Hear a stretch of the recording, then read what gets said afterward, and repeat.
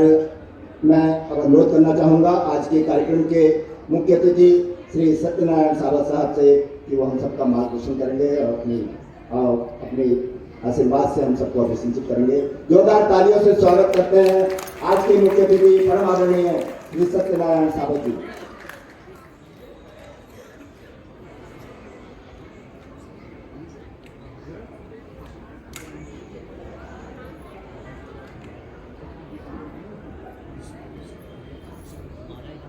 आज के इस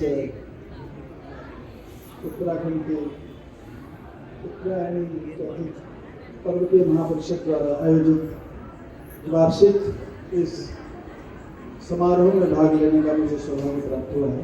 मैं सबसे पहले पर्वतीय महापरिषद के सभी सम्मानित सदस्यगण, अध्यक्ष और पदाधिकारियों को बहुत बहुत नमन करता हूँ, धन्यवाद देता हूँ। मंच पर उपस्थित श्री गणेश चंद्र जोशी जी जो कि यहाँ के अध्यक्ष, श्री चंदोला जी, श्री महेंद्र सिंह रावत जी जो महासचिव हैं, देवड़ी जी जो यहाँ पर मेला का संयोजक है, एवं सभी उपस्थित अन्य महानुभावगण, आमंत्रित सभी अतिथिगण, सभी सम्मानित महिलाएं, प्यारे बच्चों एवं सभी उपस्थित जन और मीडिया के मेरे सभी साथियों,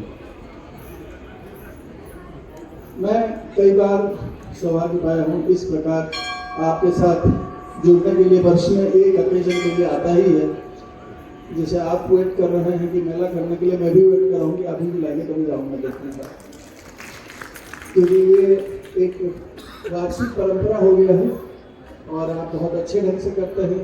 बहुत खुशी होती है भारत की समृद्ध संस्कृति को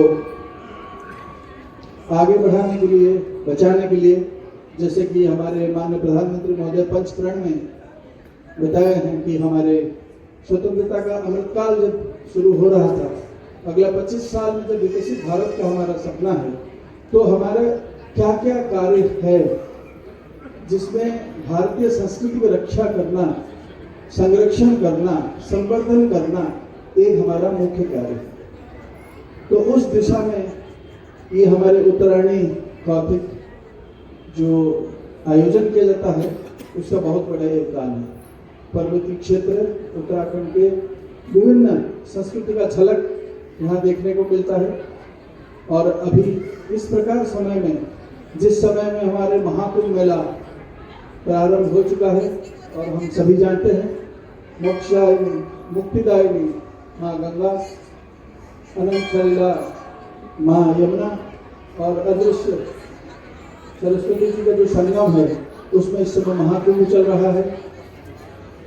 पिछली बार जब हम लोग यहाँ पे एकत्र हुए थे तब अयोध्या उद्घाटन होना था, आप सबको याद होगा।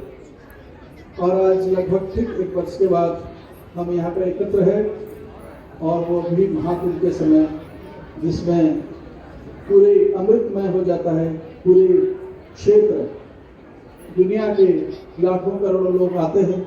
और मेरा तो अंतरंग जुड़ाव है इसीलिए, क्योंकि 2019 में मैं वहाँ का प्रभार में था, तो इसीलिए मेरा तो बहुत ही अंतरंग जुड़ाव है। और ये वास्तविक है कि भारत की संस्कृति को देखने के लिए, वसुधैव कुटुंबकम, इसी को देखने के लिए ही देश विदेश के लगभग 200 देश के लोग आते हैं। 200 कंट्रीज, पूरा विश्व इकट्ठा होता है। और भारत के तो सभी राज्यों के, सभी ग्रामों के लोग आते हैं देखने के लिए कि ये है क्या चीज, भारत है क्या चीज। तो इस संस्कृति के संवर्धन के लिए जो प्रयास है, मैं हमारे जो पर्वतीय महापरिषद के सभी सदस्यों को, उनके परिवारों को, उनकी पार्टिसिपेशन बहुत बढ़ चढ़ कर होता है। मैं आप सबको बहुत बहुत बधाई देता हूँ, धन्यवाद देता हूँ। यही संस्कृति ही है जो भारत को एकता में आबद्ध करके रखा था। अगर हम 2000 वर्ष पूर्व के भारत को भी देखें, यद्यपि उस समय भी भारत में बहुत सारे राष्ट्र थे, लेकिन भारत का जो अंतरात्मा है एक ही था, सांस्कृतिक जो जुड़ाव था वो एक ही था। तभी यही 4 धाम का हम लोगों ने कंसेप्ट शंकराचार्य ने 1000 वर्ष से भी अधिक वर्ष को किया था। उत्तर में हमारा बद्री धाम गया था, दक्षिण में रामेश्वर, पूर्व में जगन्नाथ, पश्चिम में द्वारकानाथ। यही उस समय भी कहीं पर हो सकता है कि विभिन्न छोटे छोटे किंगडम्स थे। जैसे अनुमानित है कि हम लोग खुद ही देख रहे हैं कि स्वतंत्रता के समय लगभग 560 राज्य थे, 560 जो हमारे प्रिंस स्टेट्स प्लस और कुछ अन्य राज्य भी था।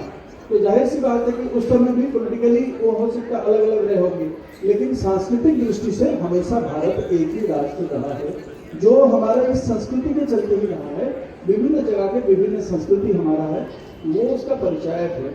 मैं आप सबसे यही अनुरोध करूंगा कि इसको हम लोगों को आगे प्रोटेक्ट करना है, फ्लॉरिश करना है और नए टेक्नोलॉजी के साथ इसका सम्मिश्रण करना है।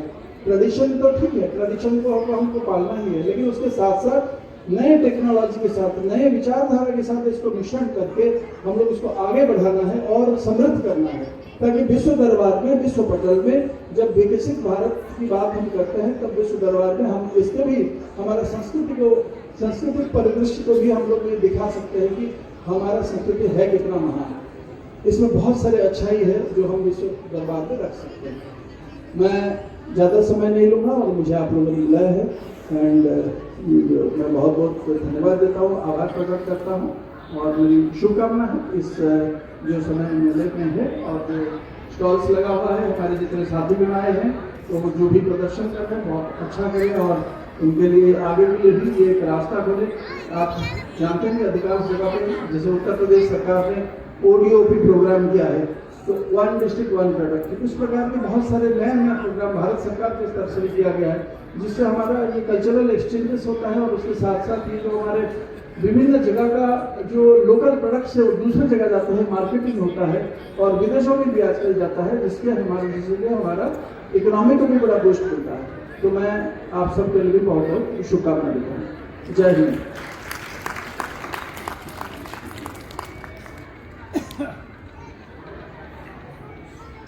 बहुत बहुत आभार व्यक्त करते हैं माननीय मुख्य अतिथि महोदय का, जिन्होंने हमारा मार्गदर्शन किया।